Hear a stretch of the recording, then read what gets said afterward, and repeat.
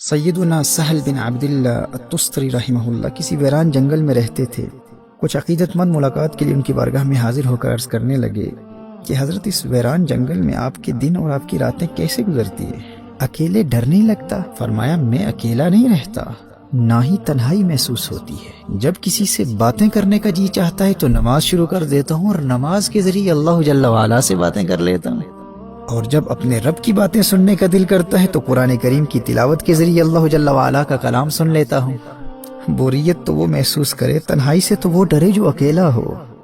یعنی اگر لوگ اللہ کی مخلوق سے باتیں کر کے اپنی طبیعت کے بوجھل پن اور بوریت کو دور کر سکتے ہیں تو جس کے شب و روز خود اللہ سے باتیں کرنے میں گزرتے ہوں وہ کیسے تنہائی محسوس کر سکتا ہے؟ کیونکہ وہ قرآن کریم کی تلاوت کے ذریعے ہر وقت اللہ جل وعلا کے قرب اور معیت کی کیفیت میں مست رہتا ہے،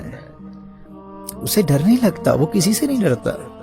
میرے بھائی اور بہنوں، تلاوت قرآن کے حقیقی فیوز و برکات سے وہی مستفیض ہوتا ہے جو اس یکسوئی اور پیار سے تلاوت کرے، گویا کہ وہ اپنے رب سے محو گفتگو ہے اور اللہ کے کلام کے ذریعے اللہ جل وعلا کی جانب سے آنے والے پیغامات کو سن رہا ہے۔ لیکن یہ کیفیت دوسری صورتوں کے مقابلے میں سورۃ الفاتحہ کی تلاوت کے دوران نسبتاً آسان ہو جاتی ہے اور اپنے درجہ کمال تک پہنچ جاتی ہے، کیونکہ سورۃ الفاتحہ کی تلاوت کے دوران انسان نہ صرف تلاوت کے ذریعے اللہ جل وعلا کے پیغامات کو حاصل کرتا ہے بلکہ اس سورت کی تلاوت کے ذریعے وہ اللہ کو پکار رہا ہوتا ہے، اور اللہ جل وعلا کی جانب سے ایک ایک آیت کی تلاوت پر جو خاص جواب ملتا ہے اس جواب کو نبی کریم صلی اللہ علیہ وآلہ وسلم نے ہم جیسوں کی آسانی کے لیے لفظ بلفظ بیان فرما دیا ہے کہ اللہ جل وعلا کی جانب سے جواب کیا ملتا ہے۔ دیکھیے، جو اللہ جل وعلا کے خاص مقرب بندے ہوتے ہیں وہ تو باقی صورتوں کی تلاوت پر بھی جو جواب ملتا ہے اسے بھی حاصل کر لیتے ہیں، لیکن یہ عام لوگوں کے لیے ممکن تو نہیں ہے نا۔ پر سورۃ الفاتحہ کی تلاوت کی خصوصیت یہ ہے کہ رحمت للعالمین صلی اللہ علیہ وآلہ وسلم نے اس سورہ مبارکہ کی تلاوت پر اللہ جل وعلا کی جانب سے آنے والے جواب کو ہر خاص و عام کے لیے بیان فرما دیا ہے۔ اب کس قدر محرومی ہے اس شخص کے لیے جو ہر روز نماز میں اور غیر نماز میں بھی سورۃ الفاتحہ کی تلاوت کرتا ہے، اور نبی کریم صلی اللہ علیہ وآلہ وسلم نے اس تلاوت پر اللہ جل وعلا کی جانب سے آنے والے جواب کو بھی بیان فرما دیا ہے۔ لیکن اس غافل نادان کو آج دن تک یہ موقع ہی نہیں ملا کہ وہ یہ جاننے کی کوشش کرے کہ جب میں سورۃ الفاتحہ کے ذریعے اللہ کی حمد بیان کرتا ہوں اور اللہ کو پکارتا ہوں تو میرے اللہ کی جانب سے کیا جواب آتا ہے۔ تو سماعت فرمائیے، حدیث قدسی ہے، نبی کریم صلی اللہ تعالی علیہ وآلہ وسلم نے ارشاد فرمایا کہ اللہ جل وعلا نے ارشاد فرمایا میں نے صلاۃ کو اپنے اور اپنے بندے کے مابین تقسیم کر دیا ہے۔ صحیح مسلم کی حدیث کے الفاظ یوں ہیں، فَنِصْفُهَا لِي وَنِصْفُهَا لِعَبْدِي۔ اللہ ارشاد فرماتا ہے سورۃ الفاتحہ کا ایک نصف میرے لیے ہے اور ایک نصف میرے بندے کے لیے ہے۔ فَإِذَا قَالَ الْحَمْدُ لِلَّهِ رَبِّ الْعَالَمِينَ قال اللہ حمیدنی عبدی۔ جب بندہ الحمدللہ رب العالمین پڑھتا ہے، جب بندہ کہتا ہے کہ تمام تعریفیں تمام خوبیاں اللہ کے لیے ہیں جو سارے جہانوں کا مالک ہے، تو اللہ کیا جواب ارشاد فرماتا ہے؟ اللہ ارشاد فرماتا ہے حمیدنی عبدی، میرے بندے نے میری حمد بیان کی۔ فاذا قال الرحمن الرحیم، جب بندہ الرحمن الرحیم کہتا ہے، جب بندہ کہتا ہے بہت مہربان اور بہت رحیم، بہت رحم والا، تو اللہ کی جانب سے جواب کیا آتا ہے؟ اللہ ارشاد فرماتا ہے اثنا علی عبدی، میرے بندے نے میری ثنا بیان کی۔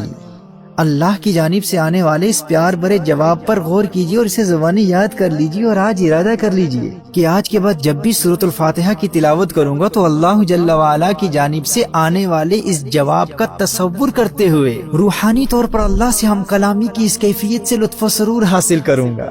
کس قدر پیار سے اللہ ارشاد فرماتا ہے حمیدنی عبدی، دیکھو میرے فرشتوں، میرا بندہ میری حمد بیان کر رہا ہے۔ اثنا علی عبدی، ارے دیکھتے نہیں میرا بندہ میری ثنا بیان کر رہا ہے، گویا کہ اپنے فرشتوں سے فرما رہا ہے دیکھو میرے فرشتوں حمیدنی عبدی۔ اور جب تم کہتے ہو الرحمن الرحیم تو اللہ گویا اپنے فرشتوں سے فرما رہا ہوتا ہے دیکھو میرے فرشتوں اثنا علی عبدی، میرے بندے نے میری ثنا کی ہے۔ صحیح مسلم کی یہ حدیث ہے، نبی کریم صلی اللہ تعالی علیہ وآلہ وسلم ارشاد فرماتے ہیں کہ اللہ فرماتا ہے فَإِذَا قَالَ مَالِكِ يَوْمِ الدِّينِ، جب بندہ کہتا ہے مالک یوم الدین، روز جزا کا مالک، قال مجدنی عبدی، اللہ ارشاد فرماتا ہے میرے بندے نے میری بزرگی بیان کی، سبحان اللہ۔ فاذا قال ایاک نعبد وایاک نستعین،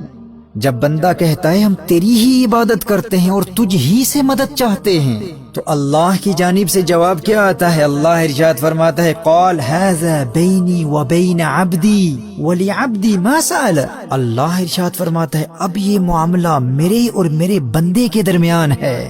ھذا بینی وبین عبدی ولعبدی ما سأل، یہ میرا بندہ ہے اور اب یہ معاملہ میرے اور میرے بندے کے مابین ہے، اب یہ مجھ سے جو مانگے گا اسے عطا کر دیا جائے گا۔ اللہ اکبر کبیرہ۔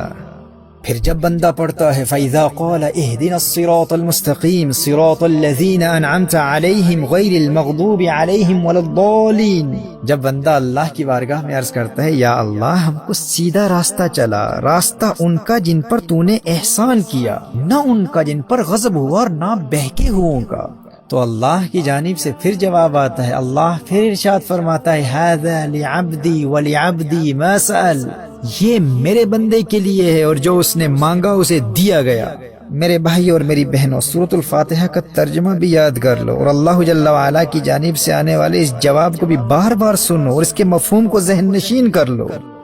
دیکھیے جب ایک عبد اپنے معبود کی جانب سے آنے والے جواب کو جان لیتا ہے اور اس سے روحانی طور پر لطف اندوز ہو کر سورۃ الفاتحہ کی تلاوت کرتا ہے، تو ایسے تلاوت کرنے والے کے لیے اللہ جل وعلا سے روحانی طور پر ہم کلامی کی وجدانی کیفیت حاصل کرنا بہت آسان ہو جاتا ہے،